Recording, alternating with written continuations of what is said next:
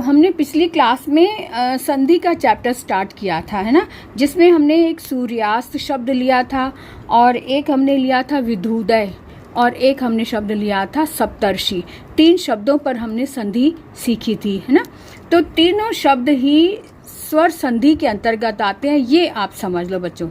तो तीनों शब्द जो सूर्यास्त, विधुदय और सप्तर्षि, ये तीनों स्वर संधि के अंतर्गत आते हैं और ये हमने सीखा था। आज मैं एक बार फिर से आपको वो रिवाइज करवाऊंगी ताकि पिछला चैप्टर भी हम अच्छे से समझ सकें। अपने आप ही हमारे मुख में 2 शब्द आते हैं, सूर्यास्त यानी कि सूर्य और अस्त, है ना। सूर्य अस्त, और जब हम इसको बोलते हैं सूर्य, य बोलते हैं, लंबी आवाज अगर खींचते हैं तो उसमें अ की आवाज आ रही है।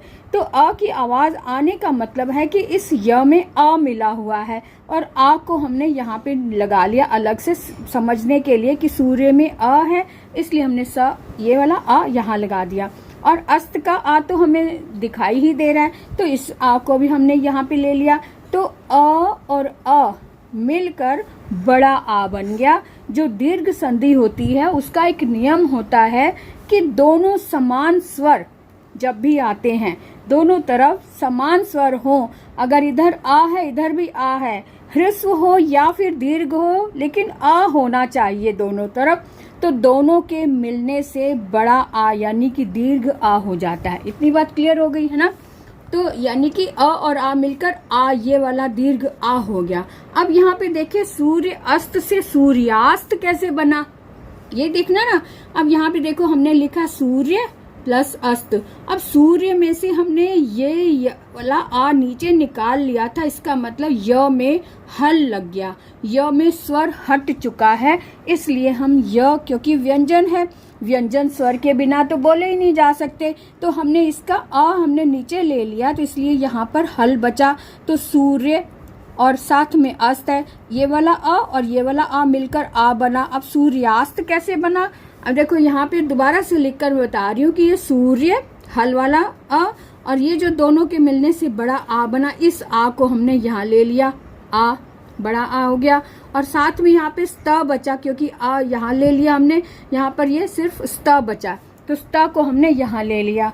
तो सूर्य आ और स्त, क्योंकि ये हल है, हल में जब हम स्वर लगाते हैं तो ये मात्रा बनकर उसके साथ लग जाता है, तो इसका मतलब है कि यहाँ पर हमने य में आ की मात्रा लगा दी, क्योंकि ये दीर्घ आ है। तो सूर्या और स्त, ये सूर्यास्त, ये शब्द बना हमारे पास तैयार, है ना। अब हम आगे देखते हैं। आगे दूसरा शब्द था हमारे हाथ में विधुदय।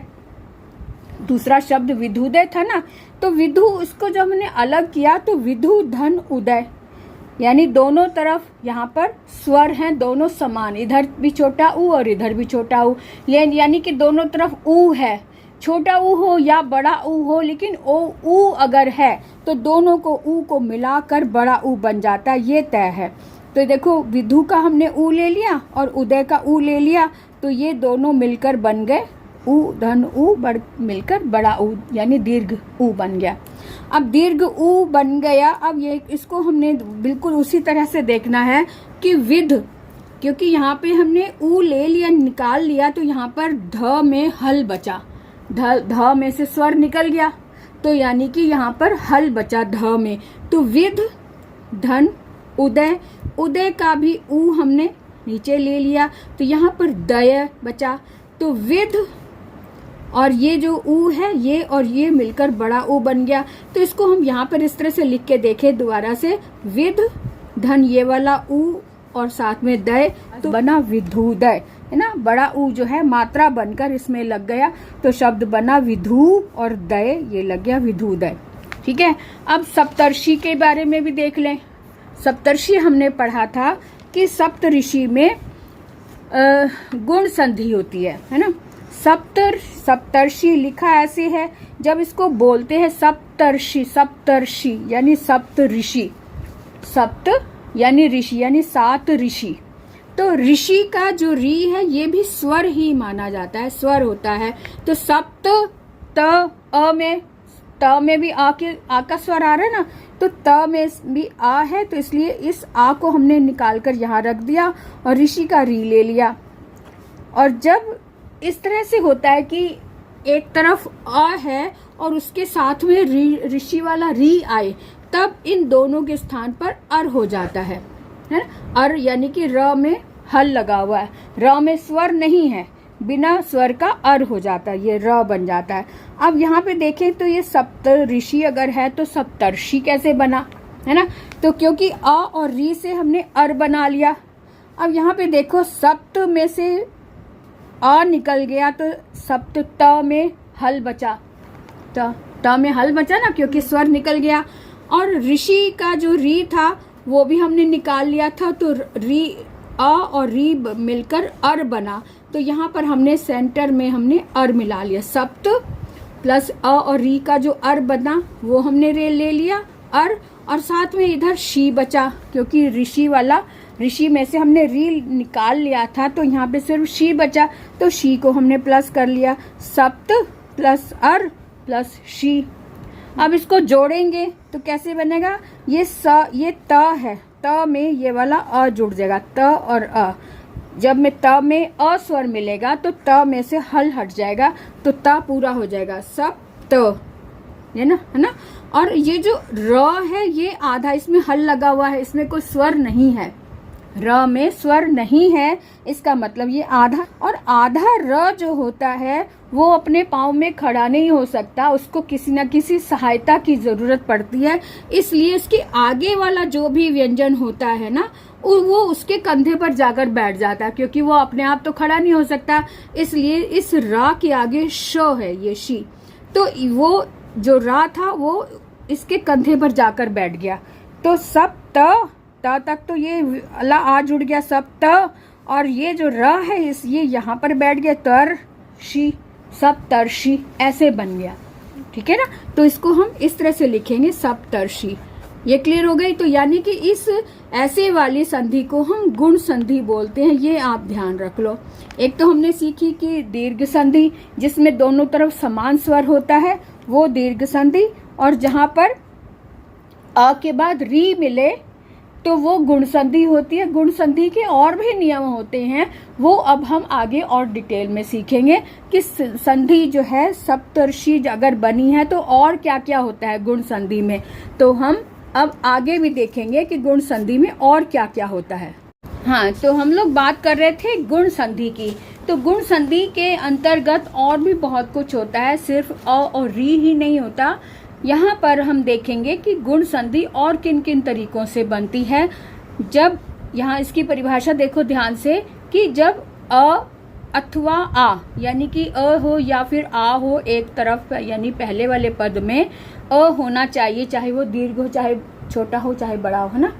लेकिन उसके बाद अगर ई आया है, अ और ई मिलकर ए हो जाता है, और अगर अ के बाद उ आया है तो अ और उ मिलकर ओ बन जाता है ना। और अगर अ के बाद री आया है तो जैसा कि अभी हमने देखा तो अ और री मिलकर अर बन जाता है ना। तो तीन नियम इसके हैं। अ के बाद अगर ई आया तो ए बन गया, अ के बाद अगर उ आया तो ओ बन गया, ठीक है, और अ के बाद अगर री आया तो अर बन गया। ये तीन तरह से गुण संधि होती है। क्लियर है बेटा। अब इसके उदाहरण देख लें। ज्ञान प्लस इंद्र, यानी ज्ञान न में आ रहा ना, अ के बाद ई आया, अ के बाद ई आया तो अ और ई मिलकर ए हो जाता है, इसलिए ज्ञानेंद्र हो गया। नर प्लस इंद्र, मतलब ज्ञानेंद्र शब्द बन गया ना, क्योंकि अ और ई मिलकर ए बन गया। ए की मात्रा, न में ए की मात्रा बन गई, है ना। ये देखो, अब मैं आपको और डिटेल से बताती हूँ कि ए कैसे बना, है ना। अगर यहाँ पर ये हमने सीखा कि अ प्लस ई अगर आया है तो उसका ए बन जाता है ना। अ और ई बना तो ए बन जाता है ना। और अ धन उ आया, उ छोटा हो या बड़ा हो उ होना चाहिए, ई या ई कोई भी हो ई होना चाहिए, तो ए बन गया। अ के साथ उ आया तो ओ बन गया, है ना। और हमने अभी उसमें देखा था सप्तर्षि में अ के साथ अगर री आया है तो अर बन जाता है, है ना, ये 3 चीजें देखी थी ना हमने। तो यहाँ पर भी हमने वही चीज देखा कि अ के साथ ई या ई आया तो ए बन गया, अ के साथ उ या उ आया तो ओ बन गया, अ के साथ री आया तो अर बन गया। ये ए, ओ और अर, ये चीजें गुण संधि में बनती हैं, यानी दोनों को मिलाकर एक तीसरा रूप जब बनता है, दो स्वरों के मिलने से जब तीसरा रूप बनता है जहां पर, वहां पर गुण संधि होती है। इसीलिए आपसे कहा जाता है कि ए और ओ जो है ये संयुक्त स्वर हैं, अपने आप में क्लियर नहीं, क्योंकि इसमें अ और ई मिलकर ए बना। ए कोई एक स्वर नहीं है, इसके साथ 2 स्वर मिले तब जाकर ए स्वर बना। इसी तरह से ओ भी अपने आप में पूर्ण नहीं है, ये 2 स्वरों से मिलकर ओ बना है। ठीक है, तो इसलिए इनका हमने ध्यान रखना है। अब हम उदाहरण पर आते हैं। अब बुक में आपके उदाहरण दिए हुए हैं कि ज्ञान प्लस ई, ज्ञान, ये अ और ई मिलकर ए हो गया ना। अब इसी से रिलेटेड हमने ये सारे शब्द देखने हैं कि ज्ञान प्लस इंद्र, तो न में अ है और इंद्र में ई है, तो अ और ई मिलकर ए बना, है ना। ये देखो, ज्ञानेंद्र हमने शब्द लिया, ज्ञान प्लस इंद्र, और इस न में से हमने अ उतार लिया और इधर ई है ही, तो अ और ई मिलकर ए हो जाता है हमारे नियम के अनुसार, है ना। ये ए हो गया। अब ज्ञान, ज्ञान में से इस न में से हमने अ निकाल लिया था, तो यहाँ पर हल बचा, है ना। अब ये ज्ञान है और अ और ई मिलकर ए बना। अब ये इसको हमने ए को यहाँ जोड़ लिया, है ना। अब यहाँ पे द्र, इंद्र, ई तो हमने ले लिया था नीचे, तो यहाँ पे क्या बचा, आधा न और द्र, है ना।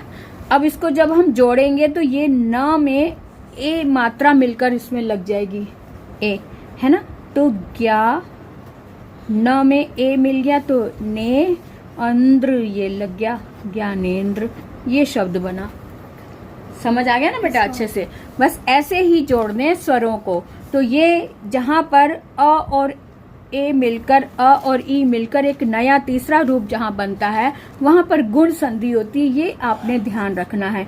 गुण संधि में तीसरा एक अलग ही रूप बनता है ना।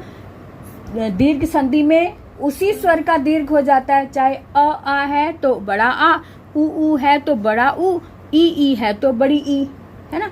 लेकिन यहाँ पर गुण संधि में 2 स्वरों के, 2 अलग अलग स्वरों के मिलने से तीसरा गुण, यानी अ भी है, ई भी है और ए, तीसरा एक अलग ही रूप बन गया। तो जब ऐसा होता है जहां पर, वहां गुण संधि होती है। ये बात आपने ध्यान से समझनी है। अब इसके और उदाहरण देख लें अच्छे से। नर, धन, इंद्र, तो अ और ई मिलके नरेंद्र, जैसे ज्ञानेंद्र बना था ऐसे नरेंद्र। इधर ध्यान से देखो ना, जैसे तो यहाँ पर भी ए की मात्रा लग गई, या नरेंद्र हो गया। सत्य प्लस इंद्र तो सत्येंद्र हो गया।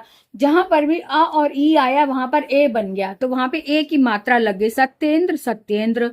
अब हम देखेंगे कि बड़ी ई वाला, अ के साथ अगर बड़ी ई आया तब भी ए ही बनेगा। ठीक है, तो परम ईश्वर तो परमेश्वर, सोम ईश सोमेश, सुर ईश सुरेश। यहाँ पर ई, जहां जहां भी अ और ई आया है वहां पर ए बन गया है, यानी कि पूर्व पद में जो भी व्यंजन है उसमें ए की मात्रा लग जाएगी। पूर्व पद का मतलब पहले वाला पद।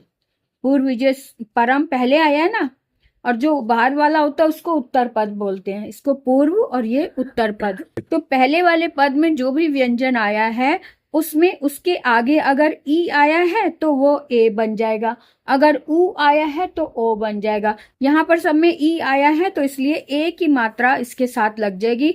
परम के बाद ई आया तो म में ए की मात्रा लगकर परमेश्वर बन गया। सोम में के बाद ई आया है तो सोमेश, म में ए की मात्रा लग गई तो सोमेश हो गया। ऐसे सुर ईश है तो सुरेश बन गया, र में ए की मात्रा लग गई सुरेश हो गया, है ना।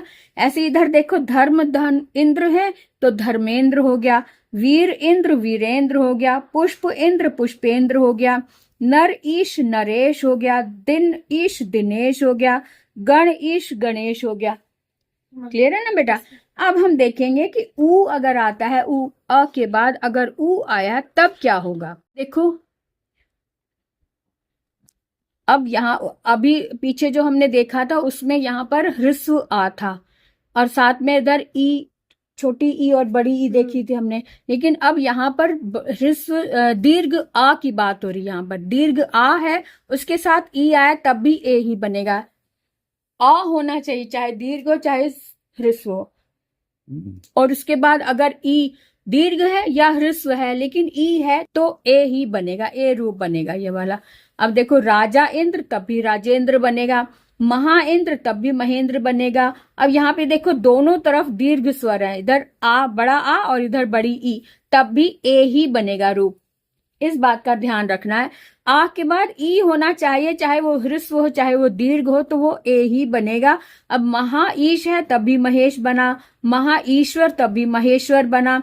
अब यहाँ पर देखो रमा इंद्र तो रमेंद्र बना, यथा इष्ट तो यथेष्ट बना, उमा ईश तो उमेश बना, राजा ईश तो राजेश बना। अब यहाँ पर चल रहा है अ के बाद अब जब ऊ आए, अब ये नया शुरू हो गया, इसको ध्यान से देखो। अ के बाद यदि ऊ आए तब ओ हो जाता है। अब देखो यहाँ पर वही बात है कि अ या आ, अ होना चाहिए, चाहे ह्रस्व हो चाहे दीर्घ हो, है ना। ये पेंसिल है कि पेन है? पेन है। पेंसिल देना। ये देखो अ या आ और इधर उ या उ ना, अ हो या आ हो, उसके साथ में अगर ऊ छोटा ऊ है या बड़ा ऊ है होना ऊ चाहिए। अ के साथ अगर ऊ मिल गया तो ये ओ, यानी ओ से ओखली वाला ये गुण, तीसरा गुण बन जाता है। ठीक है, अब इसके देख लें उदाहरण। चंद्र उदय, चंद्रोदय, है ना। द्र और उ, द्र का अ और उ मिलकर ओ बना, कॉपी दिखाना, तो दोनों को मिलाकर ओ बना और ओ जो है वो मात्रा बनकर उसके साथ लग गया। ठीक है, अब जैसे यहां पे मैंने चंद्र लिखा, चंद्र प्लस उदय। अब द्र अ की साउंड आ रही ना, चंद्र, तो इस द्र र यानी कि र में अ स्वर आया हुआ है, तो अ को हमने यहां लिख दिया और उ वाले स्वर को भी ले लिया, तो अ प्लस उ मिलकर ओ बन गया, ये तीसरा गुण बना ओ, है ना। तो यहाँ पर जब ये अ अलग स्वर है, उ अलग स्वर है और इन दोनों के मिलने से तीसरा एक अलग ही रूप बना, तो जब ऐसा जहां होता है वहां पर गुण संधि होती है। कौन सी संधि होती है? गुण संधि। तो अ और उ मिलकर ओ बना है, तब अब चंद्रोदय बना। ये भी और उदाहरण देख लेते अभी हम। तो उपदेश, हितोपदेश, पर उपकार, परोपकार, यह भी सब में ओ की मात्रा लग रही है क्योंकि अ और उ मिलकर ओ बन गया है, इसलिए सब में ओ की मात्रा लग गई है। चंद्रोदय, हितोपदेश, परोपकार, है ना। समझ आ रहा है बेटे? र है, र में अ है, अ था, अ और उ मिलकर ओ बना, तो इन दोनों के मिलने से जो ओ बना वो र में मात्रा बनकर इसमें लग गई, परोपकार बन गया। ठीक है, ऐसे ही यहां देख लो लोक उक्ति, लोकोक्ति, नर उचित, नरोचित, वीर उचित, वीरोचित। नरोचित और विरोचित की मीनिंग क्या होती है? नरोचित मतलब नर यानी मनुष्य, आदमी, मनुष्यों में उचित।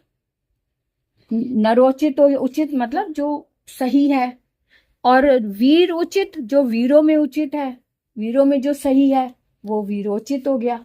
ठीक है, ऐसी लोकोक्ति, लोकों में जो उक्ति मतलब कही गई बात, लोक उक्ति, उक्ति मैंने बोला जाना, तो लोगों में जो बोला जाता है उसे लोकोक्ति बोलते हैं, जिसे हम मुहावरे के रूप में, मुहावरे विद्वानों द्वारा बनाए जाते हैं और जो किसी घटना के आधार पर कोई लोकोक्ति बन जाती है, जो एक प्रचलित हो जाती है, उसको हम लोकोक्ति बोलते हैं, जिसे हम कहावत भी बोलते हैं, है ना।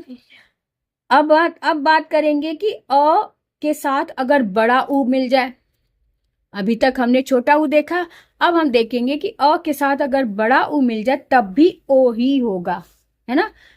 ये बात समझ में आ गई ना? शुरू में बताया था अ होना चाहिए पूर्व पद में, अ छोटा हो या बड़ा हो, और उसके सामने अगर ऊ छोटा है या बड़ा है उसका तीसरा रूप ओ ही बनेगा, ये बात समझ लो। जैसे उधर हमने देखा था अ के साथ अगर ई है छोटी ई है या बड़ी ई है, लेकिन ई अगर है आ के साथ तो ए बन जाएगा। ऐसे ही आ के साथ अगर ऊ आया है, ऊ या ऊ, तो ओ ही बनेगा। अब इसके उदाहरण देख लें। जल उर्मी, जलोर्मी, है ना। अ और ऊ मिलकर ओ बन गया था, और ओ जो है वो ल में मात्रा के रूप में लग गया, जलोर्मी। ठीक है। ऐसे ही सागर उर्मी, सागरोर्मी। सागर र में ओ की मात्रा लग गई, और ये वाला र पहले से ही है, सागरोर्मी, सागर उर्मी, सागरोर्मी। जल उर्मी, जलोर्मी, है ना।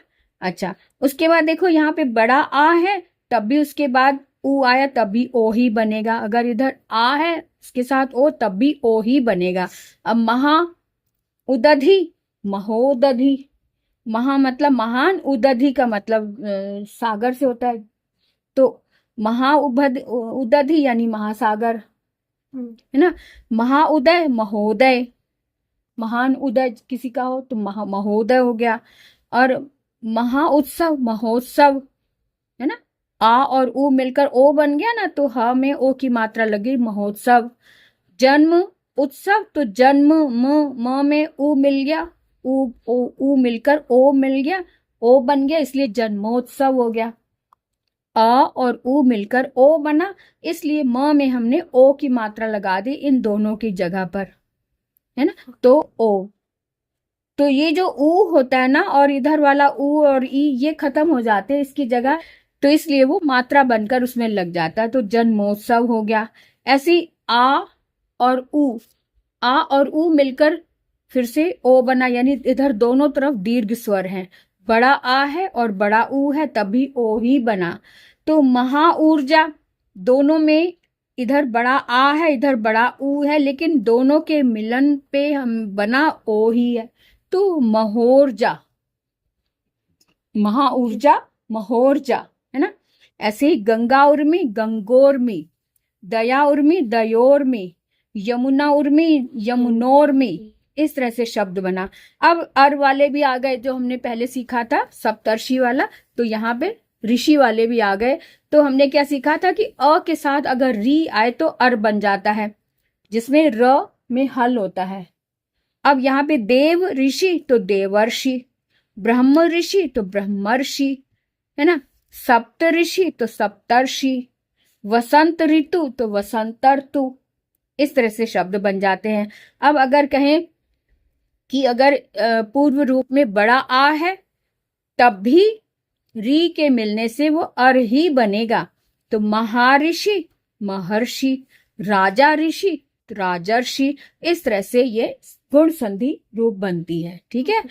अब ये हमने गुण संधि अच्छे से सीख ली, क्योंकि हमने सप्तर्षि पर ध्यान दिया था, लेकिन मैं अभी दीर्घ संधि और विस्तार से सिखाऊंगी, क्योंकि दीर्घ संधि के अभी हमने थोड़े से उदाहरण देखे थे ना, इसलिए गुण संधि हमें अच्छे से समझ में आ गई। अब हम इसी में समझाएं या फिर अगले वीडियो में बताएं?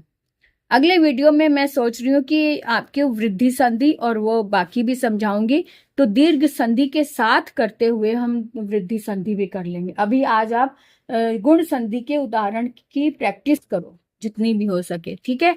तो आज के लिए हम इतना ही रखते, विराम लेते हैं। अगले वीडियो में हम दीर्घ संधि के और उदाहरण लेकर आएंगे, वृद्धि संधि सीखेंगे और यण संधि सीखेंगे। तब तक के लिए आपसे विदा लेते हैं। Bye bye.